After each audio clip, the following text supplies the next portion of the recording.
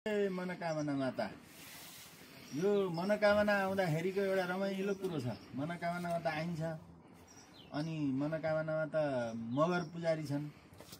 मगर पुजारीले हामीलाई यसो चाहिँ त्यहाँ फुल अक्षता दिन्छन् हैन। कहिलेदेखिका मगर पुजारी भन्दा उहिले जमानाका मगर पुजारी सिद्ध पुरुष थिए लखन थापा। तिनको चाहिँ यो मनोकामना माथि चाहिँ यहाँ यो थानमा हामी आएका छौँ। यो यहाँ देख्नुहुने यो यही थानको त्यही त्यो ओडा जस्तोमा चाहिँ ती सिद्ध पुरुषले तपस्या गर्थे। यहाँबाट तल गएर मनोकामनालाई पूजा गर्थे अनि आउँथे तपस्या गर्थे। उनले त्यो बेला गाडेको भीमसेन पाती त हामीलाई चढाउन एकदम काम लाग्छ नि त। लट्ठीको रूपमा गाडेको भीमसेन पाती चाहिँ बढेर यत्रो ठुलो भएको रहेछ।